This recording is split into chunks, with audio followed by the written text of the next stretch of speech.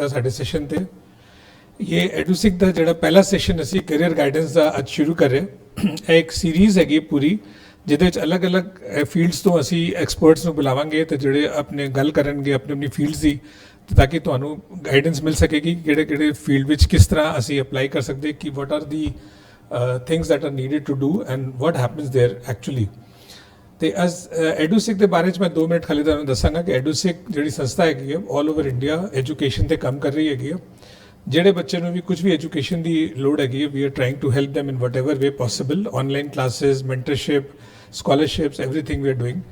And Bombay ਵਿੱਚ ਅਸੀਂ ਪਹਿਲਾਂ ਹੁਣ ਐਡੂਸਿਕ ਦਾ ਸਕਿੱਲ ਸੈਂਟਰ ਖੋਲ੍ਹਿਆ ਦਾਦਰ ਵਿੱਚ, ਬੰਬੇ ਗੁਰੂ ਸਿੰਘ ਸਭਾ ਦੇ ਨਾਲ ਮਿਲ ਕੇ ਅਸੀਂ ਪਹਿਲਾ ਸੈਂਟਰ ਖੋਲ੍ਹਿਆ ਹੈਗਾ, ਜਿੱਥੇ ਬੱਚੇ ਰੈਗੂਲਰਲੀ ਆਉਂਦੇ ਨੇ। ਉਹਨਾਂ ਨੂੰ ਸਕਿੱਲ ਡਿਵੈਲਪਮੈਂਟ, ਜਿਹੜਾ ਵੀ ਪਰਸਨੈਲਿਟੀ ਡਿਵੈਲਪਮੈਂਟ, ਜਿਹੜੇ ਵੀ ਕੰਪੀਟੀਸ਼ਨ ਦੀ ਤਿਆਰੀ ਕਰਨੀ ਹੈ, ਉਹਦੀ ਵੀ help them to do that। ਉਹਦੇ ਇਲਾਵਾ career counselling is one of the most important things that we do. And ਉਹਨਾਂ ਨੂੰ, ਕਿਉਂਕਿ ਸਾਡੇ ਬੱਚਿਆਂ ਨੂੰ ਅੱਜ ਕੱਲ੍ਹ ਇਹ ਨਹੀਂ ਪਤਾ ਕਿ ਕੈਰੀਅਰ ਕੀ ਕਰਨਾ ਹੈ, ਵਾਟ career to choose is a very difficult question. ਅਸੀਂ ਵੀ ਸਾਰੇ ਫੇਸ ਕੀਤਾ ਹੈਗਾ ਤੇ ਵੀ R helping in that career counselling. And ਇਹ ਜਿਹੜਾ ਸੈਸ਼ਨ ਅੱਜ ਦਾ ਹੈਗਾ ਉਸਦੇ ਪਾਰਟ ਹੈਗਾ ਜਿਹੜਾ ਕੈਰੀਅਰ ਕਾਉਂਸਲਿੰਗ ਦਾ ਕੈਰੀਅਰ ਗਾਈਡੈਂਸ ਸੈਸ਼ਨ। ਤੇ ਅੱਜ ਦੇ ਸਾਡੇ ਜਿਹੜੇ ਸਪੀਕਰ ਹੈਗੇ, ਮੈਂ ਉਹਨਾਂ ਦਾ ਛੋਟਾ ਜਿਹਾ ਤੁਹਾਨੂੰ ਇੰਟਰੋਡਕਸ਼ਨ ਦਿਆਂਗਾ and then I invite him to speak without wasting any time. ਅੱਜ ਦੇ ਸਾਡੇ ਸਪੀਕਰ ਹੈਗੇ ਮਿਸਟਰ ਰਵਿੰਦਰ ਸਿੰਘ ਬਾਂਗਾ, ਜਿਹੜੇ ਕਿ he has spent 28 years in financial services, specializing in asset management, treasury and hedge funds administration. He is currently the managing director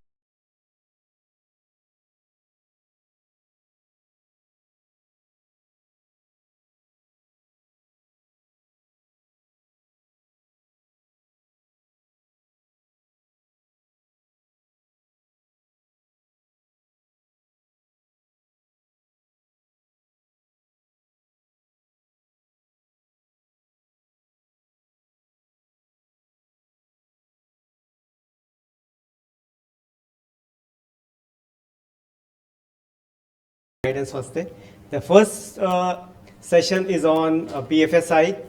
मैं जानबूझ के acronym use कर रहे थे क्योंकि थोड़ी एक्साइटमेंट रहनी चाहिए ना कि ਇਹਦਾ ਮਤਲਬ ਕੀ ਹੈ। ਫਿਰ ਉਸ ਤੋਂ ਬਾਅਦ ਮੈਂ ਤੁਹਾਨੂੰ ਦੱਸਾਂਗਾ ਕਿ BPO KPO ਕੀ ਹੈ। अगेन उसी मैंने एक्रोनिम रखी है ताकि पता चले कि थोड़ा अंदर एंगजाइटी रहे, एक्साइटमेंट रहे, उस हिसाब से ਅਸੀਂ ਅੱਗੇ ਵਧੀਏ। So before I start my session ਤੁਹਾਨੂੰ ਇੱਕ ਥੋੜੀ ਸਟੋਰੀ ਲੈ ਕੇ ਜਾਵਾਂਗੇ ਕਿ most of us those who are born in 70s and wanted to choose a career in 90s, we did not have any information with us or much information with us. Forget about knowledge ਤਾਂ ਆਉਂਦੀ ਜਦੋਂ ਤੁਸੀਂ information ਨੂੰ process ਕਰਦੇ ਹੋ, ਉਸਨੂੰ learning ਕਰਦੇ ਹੋ, ਐਕਸਪੀਰੀਅੰਸ ਲੈਂਦੇ ਹੋ, ਤਾਂ ਜਾ ਕੇ ਨੌਲੇਜ ਆਉਂਦੀ। This generation we call it millennials mostly, you have access to tons of information. ਉਹ ਇਨਫੋਰਮੇਸ਼ਨ ਤਾਂ ਅਸੀਂ ਕਰੀਏ ਕੀ, उसका कोई यूज़ नहीं है जब तक असी उसनों किसी अपने करियर एस्पिरेशन या करियर प्रोग्रेशन से यूज़ ना कर पाई। तो वो किस तरह मिलेगी? गुड पार्ट इज़ दैट संस्थावां लाइक एजुसिक वो एक प्लेटफॉर्म देंदियां ने ताकि असी इस इंफॉर्मेशन को प्रोसेस करके नॉलेज बेस बनाइए ताकि सानू ऑप्शन मिलन कि असी केड़ा करियर चूज़ करना अगे जाके, right. So information has nothing to do with that because आज गूगल सानू बहुत कुछ दे रहा है, चैट GPT आ गया है, एवरीबडी नोज दैट, राइट। पर उसको there are tons of information, millions of pages. How are you going to process for yourself? ਤੇ ਇਸ ਕਰਕੇ ਅਸੀਂ ਇੱਕ ਡੈਡੀਕੇਟਿਡ ਸੀਰੀਜ਼ ਚਾਲੂ ਕੀਤੀ ਹੈ ਕੈਰੀਅਰ ਗਾਈਡੈਂਸ ਵਾਸਤੇ। ਤੇ ਅੱਜ ਖਾਲੀ ਅਸੀਂ ਇੱਕ ਪਾਰਟਿਕੂਲਰ ਸੈਗਮੈਂਟ ਨੂੰ ਹੀ ਕਵਰ ਕਰਾਂਗੇ।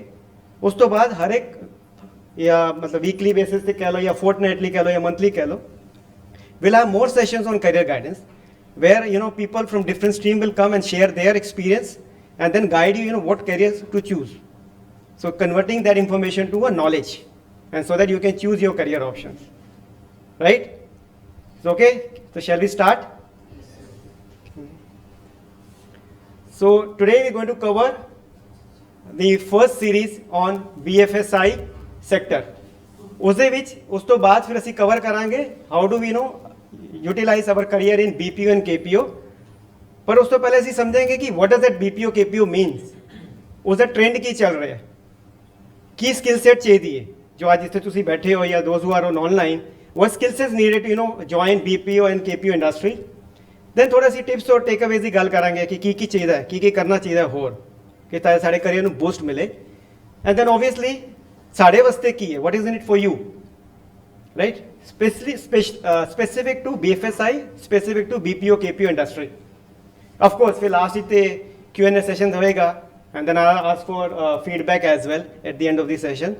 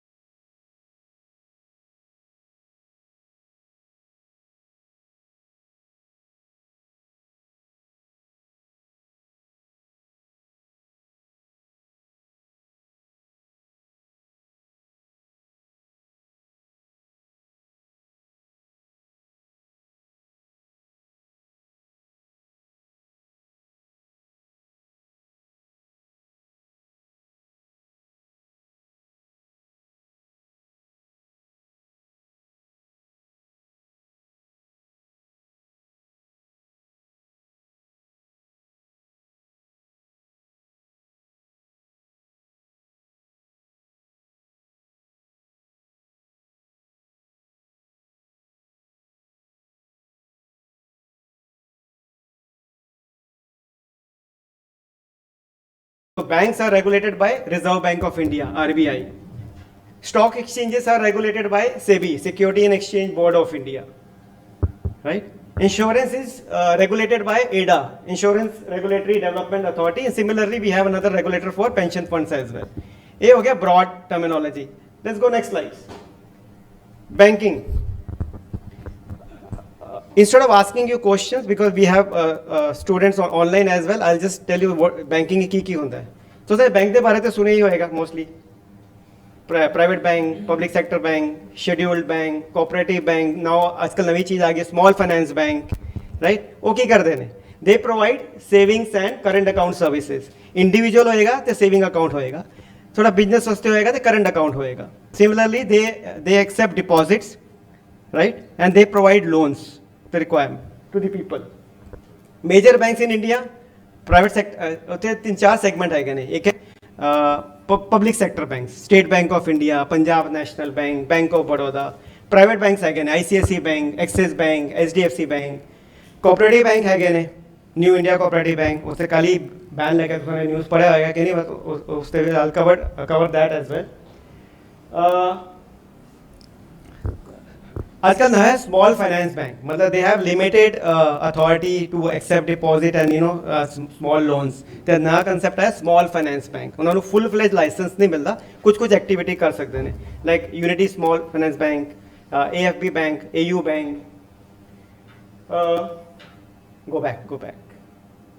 So there is another concept called NBFC, non-banking financial companies. They act like a bank, but they are regulated by Companies Act and RBI. Banks are regulated by banking regulations and RBI.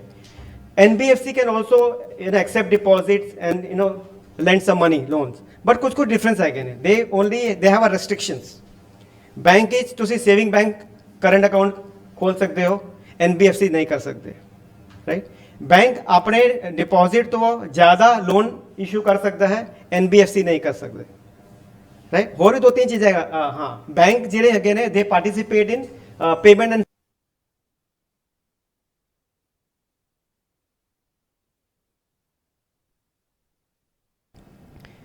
फिर हाँ loan से तो मैं तुहानू क्या सी banks issue cheque books, right, for financial transactions. NBFC cannot do that.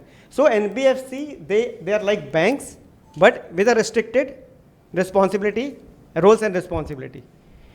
Banks are regulated by RBI and banking regulations.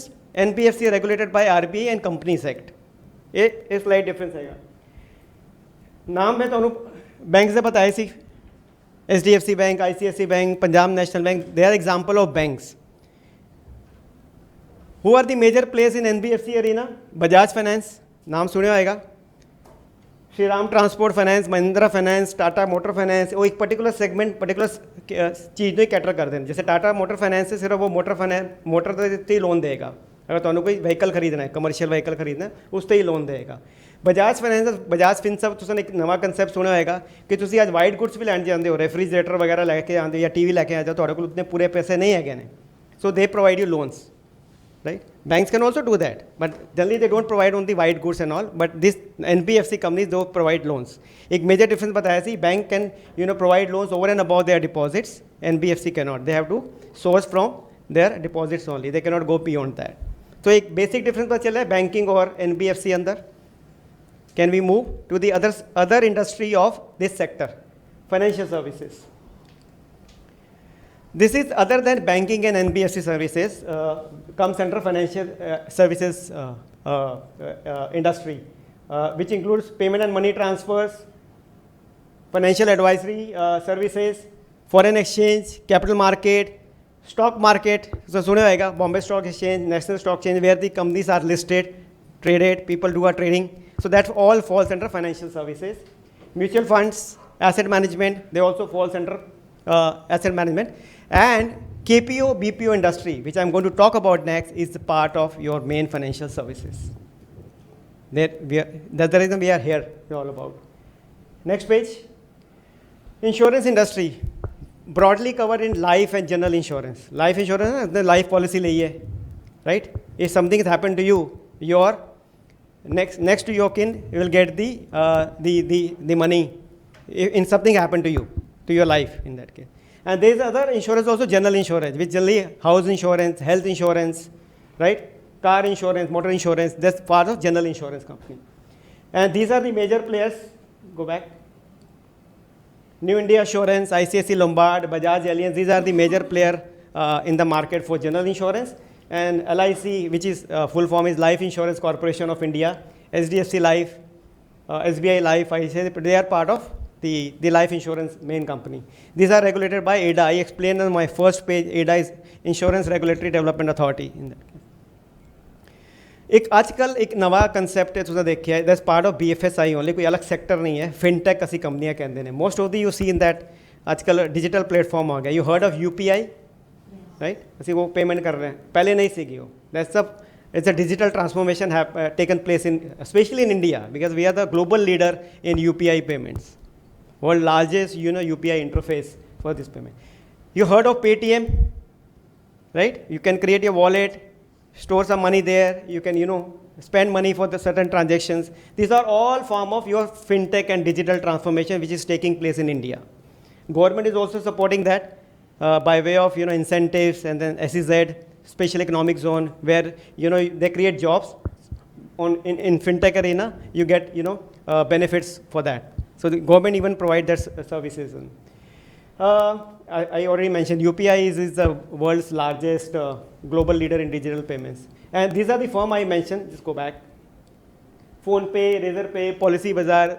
Have you heard of Zerodha? Most of you? It's online. Trading account, limit account, you can do your trading.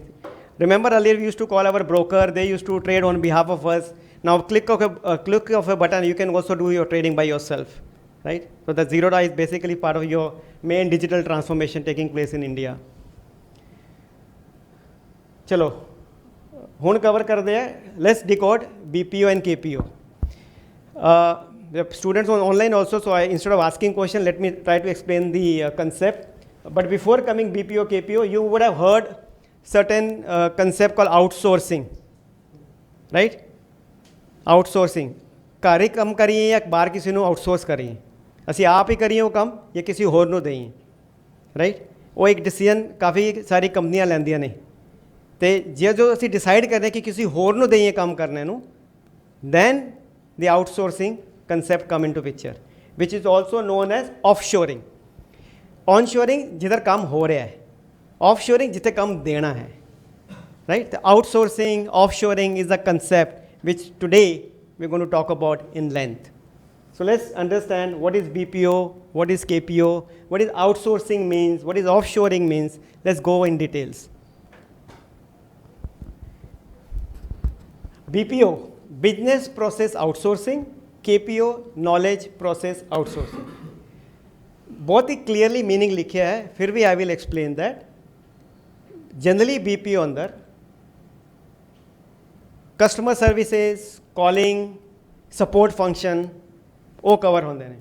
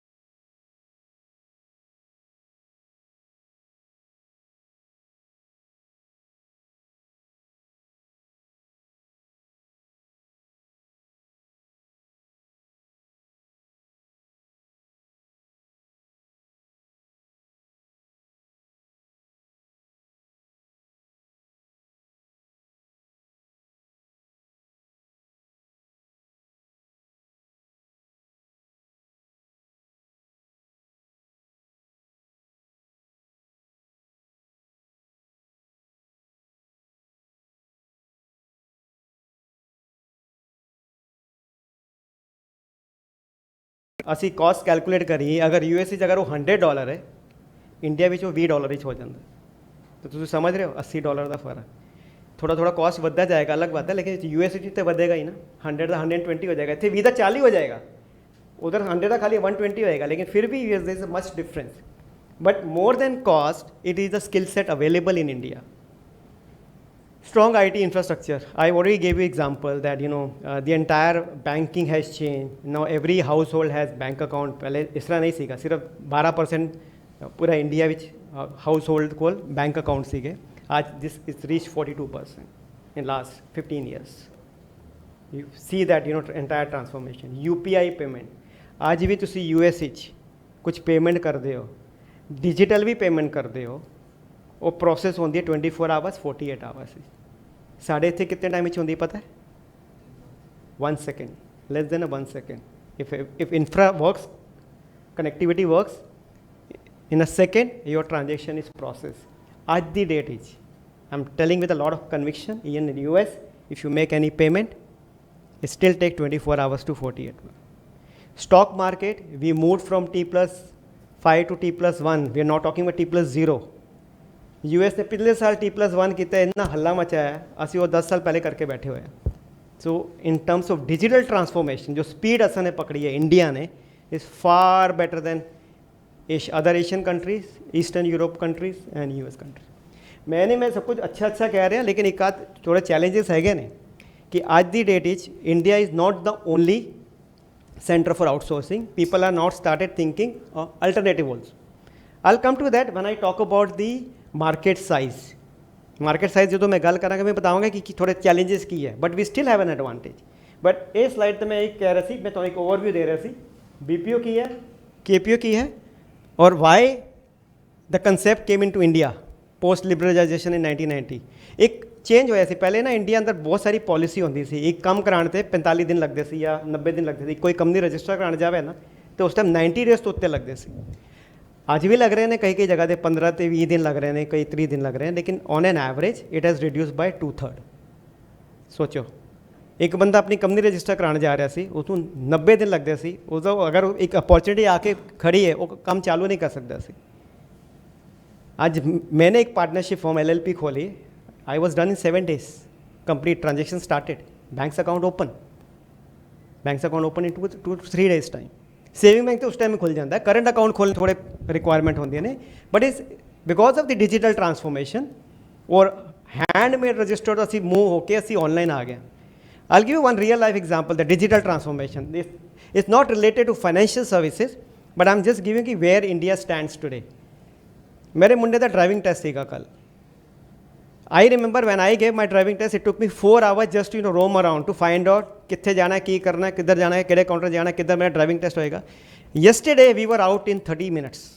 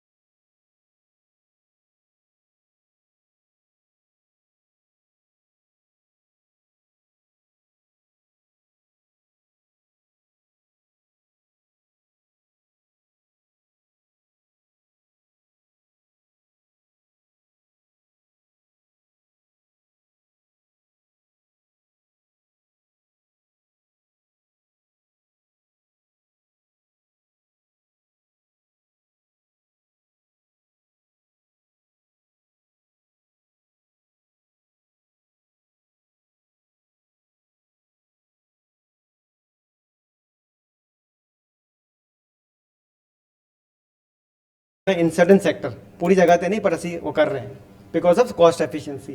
I already mentioned large talent pool. The kind of graduates or engineers or financial students come out every year is I think 120,000. It's much more than any other country. Digital transformation, I already gave example of UPI. We are the global leader in unified payment interface arena. Global leader. English proficiency, I mentioned that we have many English speaking people in India compared to any other country. Of course with a decent accent. Because sometimes accent means just साढ़े बोलने का लहजा, असी जिस तरह बोल रहे हैं, असी इंग्लिश बोल रहे हैं, लेकिन असी जिस तरीके नाल बोल रहे हैं, they are much better than any other countries. That's the reason they still prefer India as our preferred location for outsourcing. Government support. Ajay तुसी शायद वो चैप्टर ते आए नहीं होगे in your college, but there is a segment called Special Economic Zone (SEZ). तुसी एक particular location ते जॉब प्रोवाइड करते हो, सर्विसेज देते हो, गवर्नमेंट ਤੁਹਾਨੂੰ एक बेनिफिट देंदी कि 5 साल तक ਤੁਸੀਂ जो भी कमाओगे ਤੁਹਾਨੂੰ कोई टैक्स नहीं लगेगा. Tax rate in India is 20% to 30% average ही चाहता है, कॉर्पोरेट टैक्स 35% आंदा है. ਤੁਹਾਨੂੰ 5 साल जीरो टैक्स, कोई टैक्स नहीं लगेगा. क्यों? गवर्नमेंट प्रमोट कर रही है कि ਤੁਸੀਂ ਉਹ जॉब क्रिएट करो, वो ऑफशोरिंग ਦਾ ਕੰਮ ਇੱਥੇ ਲੈ ਕੇ आओ, एम्प्लॉयमेंट जनरेट करो, गवर्नमेंट ਨੂੰ भी रेवेन्यू जाएगा बाय वे ऑफ टैक्सेस बाद ही जाके. इस करके 5 साल तक ਤੁਸੀਂ you will be enjoying your tax haven. ਉਹ ਕਹਿੰਦੇ ਟੈਕਸ ਦਾ ਸਵਰਗ ਕਹਿੰਦੇ ਨੇ. You will not be taxed by government for 5 years. और भी बेनिफिट देंदी है, तुम सैटअप करोगे तो ये सब्सिडी मिलेगी, अगर 100 रुपए की कोई चीज़ है तो 80 रुपए मिलेगी, और भी काफ़ी चीज़ें प्रोवाइड कर दी। Combination of this 5, India still a preferred location. एक थोड़े से एग्जांपल देते हैं कि BPO TCS का नाम सुने, टाटा कंसल्टेंसी सर्विसेज, बहुत सारे अलग अलग उसके अंदर they provide services. Of course software services है ही है, इंश्योरेंस प्रीमियम कैलकुलेशन है, बैक ऑफिस है बैंकिंग का, वो सारा TCS वाली कंपनी BPO कर दी है। I just mention name, doesn't mean that TCS not do the KPO also. As I told you, there are separate companies only for BPO, only for KPO, and only for GCC, and there are companies who provide all three together or combination of two together. So I have just given few examples. KPO is WNS Global, Accenture. They provide legal services, the other advisory services, consultancy services. I just mentioned that KPO is basically knowledge-based service. Global players in India, बड़ी company, JP Morgan, Morgan Stanley नाम सुने होगा तुसा ने, right? I work with SNC Global. It provides hedge fund administration. We are the number 1 in the world for hedge fund services in India. So these are some of the example I just wanted to give you, so that at least it helps you to understand, when you think of your career. Put everything together. India which we are growing at 8 to 10%. Means अगर आज मेरी industry आज X थे वे, अगले साल वो X into 1, मतलब 10 X नहीं होगी, 10% X है, यानी 1.1X हो जाएगी। उस तो अगले साल 1.21X हो जाएगी, क्योंकि कंपाउंड इफेक्ट है, CAGR कहते हैं, but I just use a normal word annually, 8 to 10%। पूरे वर्ल्ड में जितनी भी आउटशोरिंग हो रही है, ऑफशोरिंग हो रही है, by from US to India या UK तो पोलैंड या किसी भी कंट्री मिला के, we cover 55% of the entire offshoring market. What does that mean in terms? मैंने एक बड़ा सा नंबर लिखा है, $245 बिलियन। उसको अगर इंडियन रुपीज़ कन्वर्ट करिए, 2,16,000 करोड़। वो इतने नंबर पाओगे, 7 करोड़ के तो 7 जीरो पा दो, फिर 2,16,000 लिखो, और दैट इक्वल टू 245 बिलियन। और इंडस्ट्री का साइज आगे जाके 3-4 साल कितना होने वाला है? 3 lakh crore in Indian rupees. In US dollar $350 billion. Generally industry data की कर देना US डॉलर अंदर दे दिए, because the largest currency preferred currency, इस करके वो नंबर है। बट इंडियन रुपीज़ इसका मतलब पता की है, 3 लाख करोड़ की मार्केट है। और 2-3 साल हूँ फिलहाल 216, मतलब 2,16,000 करोड़। और तुम कैलकुलेटर नंबर पाओगे ना, उधर आ जाएगा, बिकॉज 15 डिजिट उत्ते नहीं लाता, इतना बड़ा नंबर है। एक खाली मैं नंबर दे रहा कि मैं बता रहा कि कितनी स्कोप है इंडिया अंदर। ये पूरे में KPO BPO दी कह रहे हैं, उसके विच BFSI अंदर कितना है, उसके अंदर खाली फाइनेंशियल सर्विसेज तक कितना है, वो कटेगा, लेकिन that itself is still is a big number which can not come on your normal simple calculator. इतना बड़ा नंबर है। नेक्स्ट, ओके, सो स्टार्ट तो मैंने दसिया सी कि BPO KPO खाली फाइनेंशियल सर्विसेज वास्ते नहीं है, बैंकिंग, फाइनेंशियल सर्विसेज, इंश्योरेंस वास्ते, IT विच भी है, फार्मास्यूटिकल अंदर भी है, और भी अदर एरिया है। But today we are going to just cover the financial services aspect of it, bank BFSI, and then उसके विच भी एक particular segment we are not covering the any IT related scope. असं खाली आज the focus ये करांगे, because series है, दूसरे स्पीकर भी आएंगे, they will give you another information, set of information, and then you can make inform decision. Minimum requirement की है आजकल दी आउटसोर्सिंग है, उत्थे लिखे है 12th pass, that's the bare minimum, क्योंकि कुछ ना रूटीन कम है ने, कस्टमर कॉलिंग, नवे लीड्स मिलते हैं, कुछ लैके आने ने, उसे you may not require full graduation degree, you can still continue with. साडा अज दा फोकस तुहानू किसी भी हालत ही बोलना नहीं कि तुसीं 12वीं करो तो खत्म करो, नो, ये मैं खाली तुहानू एक बता रहा कि स्किल सेट की है। बट एक्सपैक्टेशन साड़ी अपनी कम्यूनिटी वास्ते मिनिमम तो तुसीं ग्रेजुएशन करनी ही है, minimum. Those who are online, again I'm repeating, idea is not to encourage you to just complete your 12th and just you are done and dusted. Idea is at least you should complete bare minimum graduation. KD stream अंदर preferred degree से, मैं नहीं कह रहा कि science वाला नहीं लगेगा, सिंस सादा आज the topic financial service related है, वो एक बेसिक बता रहे कि की चाहिए। पहले एक बार सिंपल BCom होंदे सी, एक ही लिखते सी, आज का तुहानू पता है BMS है, BBA है, राइट। BCom दे अलग अलग फॉर्म्स है, BCom economics and accounting separate है, कोई भी फॉर्म करोगे चलेगा, कोई प्रॉब्लम नहीं है। तुसी BA भी कर सकते हो, BA in economics because economics की भी जरूरत पैंदी है BPO अंदर, इस करके मैंने लिखा है। और जानबूझ के मैंने वो कैंसल किया है BSc BTech, वो है BPO KPO इंडस्ट्री अज का, लेकिन असी अपने आप ਨੂੰ BFSI सैक्टर ਨੂੰ रिलेट कर रहे हैं, इस करके मैंने वो कट किया। एंड ऑफ कोर्स MBA करोगे तो और भी एडिशनल एडिड एडवांटेज मिलेगा।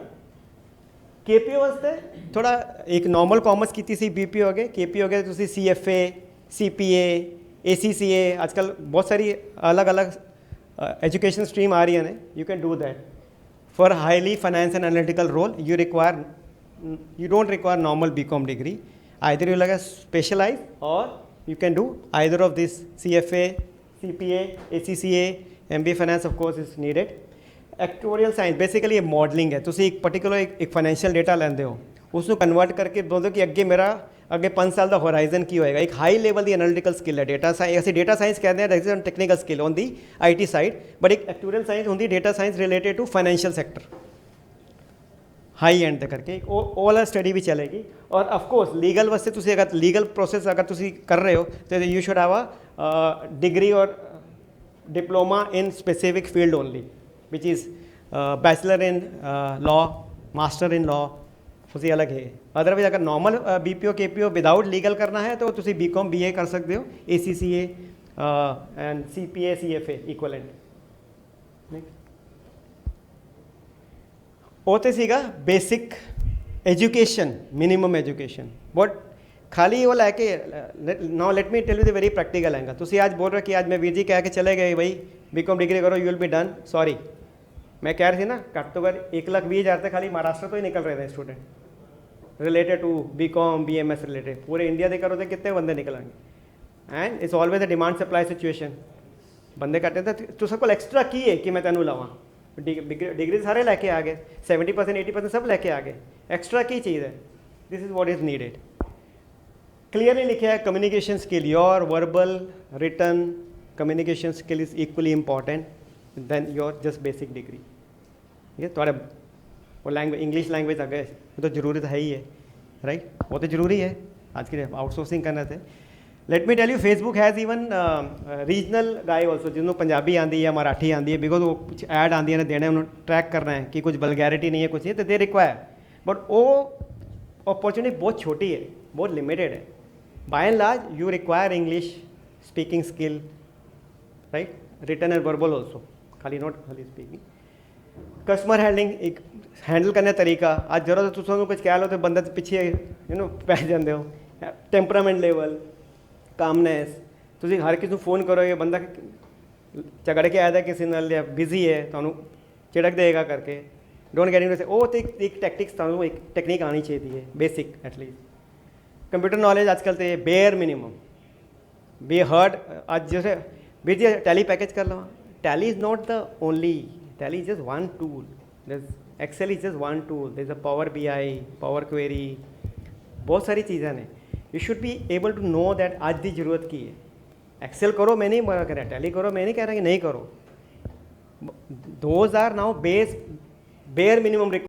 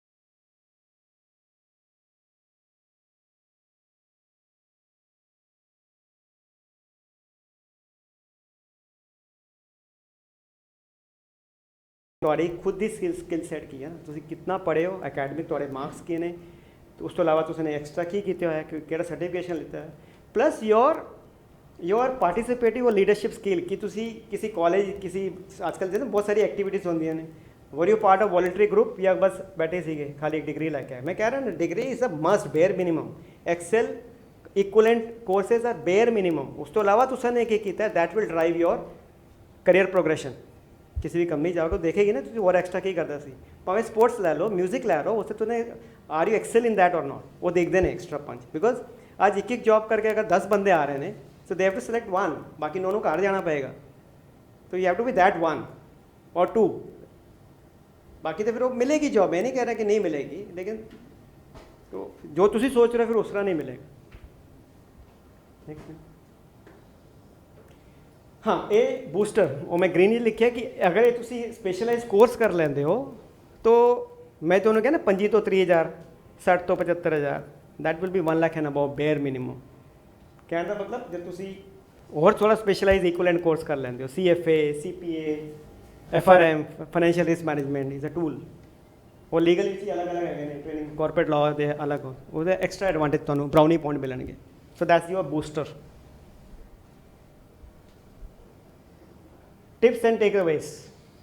हुण असी आ रहे हैं सैशन के ऑलमोस्ट एंड ते, 2 ही स्लाइड्स ने, बेसिकली जस्ट बताना है कि आई एम रिपीटिंग, लेकिन मैं क्या सी कि जो डिग्री और सर्टिफिकेशन है that was the basic eligibility criteria, वो उससे बिना तुम अंदर आने नहीं देंगे, यू कैन इवन अप्लाई, तुम अप्लाई करोगे वो रिजेक्ट हो जाएगा।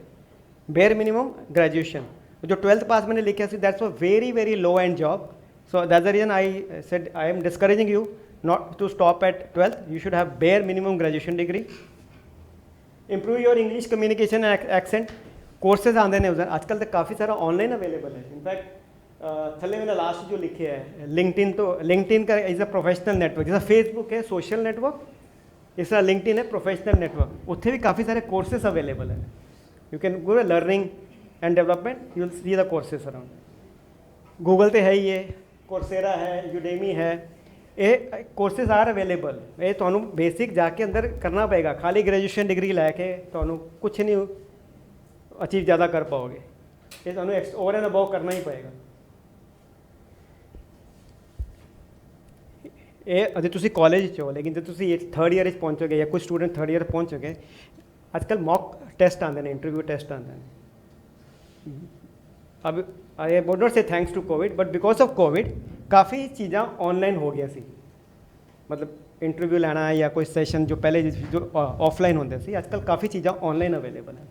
आई वुड स्टिल प्रेफर दैट तुसी ऑफलाइन करो कोर्स जो प्रोवाइड करते हैं to enhance your skill. You know upskilling एक वर्ड आजकल चल रहा है, अपस्किल, कि जो थोड़ा है उस तो थोड़ा उत्ते चलो, जो असी यही जॉब कहते हैं job enrichment, but upskill is a correct word for you guys, कि खाली उतना नहीं करना, थोड़ा उससे अबाव करना है। वो करने के तो लिंक्डइन, गूगल, यूडेमी, कोर्सेरा, काफ़ी सारे चैनल्स टूल्स अवेलेबल हैं, उत्थे जाके तो अपनी नॉलेज एनहांस करनी पड़ेगी। There is no choice, these are bare minimum requirement.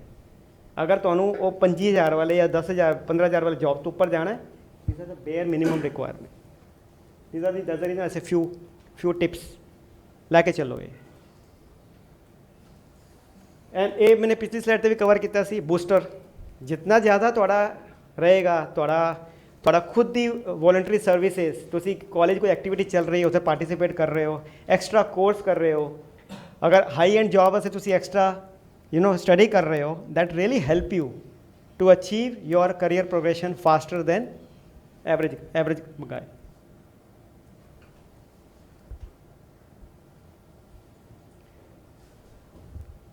ये सारी चीज़ें पीछे कवर सी, द रीजन आई जस्ट ठीक है स्निपेट की बता रहे कि ये चीज़ा थोड़े के बहुत जरूरी हैं आज की तारीख, मस्ट बेयर मिनिमम। मैं तो टूल इंजन भी बता दिता स्टार्टिंग तो, कितने कितने चीज़ा अवेलेबल हैं। I would prefer you to go offline, नहीं कर सकते online free tools are available, utilise करो उसको, अपने आप को अपस्किल करो नॉर्मल स्टडी तो अलावा। खाली ग्रेजुएशन डिग्री लैके आजकल कुछ नहीं होता। Basic computer knowledge, basic financial tool knowledge, चाहे वो टैली होवे, एक्सेल होवे, कुछ भी है, दैट्स अ बेयर मिनिमम। उस तो अलावा तुसी FRM या फाइनेंशियल रिस्क मैनेजमेंट का कोई कोर्स किया या CFA किया, ACCA किया, that will be added advantage. Foreign study है वो एक अलग सेगमेंट है। I clearly mention in the beginning of my session that today we are just going to cover the BFSI, just dissect करांगे, उस तो बाद BPO KPO ਨੂੰ ਸਮਝਾਂਗੇ, उससे भी साड़ा की रोल है। क्योंकि अगर मैं फॉरेन स्टडी अफोर्ड नहीं कर पा रहा अजे, काफ़ी सारे लोन्स अवेलेबल हैं, पर फिलहाल उसको अगले सेशन कवर होएगा। बट अगर असी इंडिया रह के काम करना है तो बेयर मिनिमम रिक्वायरमेंट की है, this is what I just mention through out my slide. So I am just summarizing the session. We started with the industry, how it was in 1990s and how today we evolved right from physical paper to digital transformation. We gave example of Paytm, UPI, right? How the BPO started in India by GE in 1990s, first one 1992 I think is the year they started. I talked about the growth trend in BPO industry. We covered 55% of the entire global market. सारे को challenge है कि Philippines हैगा, Poland हैगा, right, Mexico शुरू हो रहा है, but we are still the largest, we are leader. I told you, cost efficient, digital transformation, skill set available, knowledge available, ये सारे इतने है इंडिया अजे काफ़ी बड़ी इंडस्ट्री है। मैं क्या सी ना इंडस्ट्री साइज तो 2,16,000 crore in Indian rupees, $245 billion, it's that big. Then we covered कि तोनों इतने पहुँचने गए what we need to achieve, basic degree, basic other financial tools, फिर हाई एंड करना है तो लीगल की थोड़ी नॉलेज या फाइनेंशियल टूल जो एनालिटिकल टूल उसकी असा ने गल की। उस तो अलावा योर कम्युनिकेशन, वॉइस एक्सेंट, जिस लहजे नाल असी गल करने वो लहजा उन्होंने एक्सेंट के हिसाब से होना चाहिए। We cover that also and then last is we cover the soft skill needed.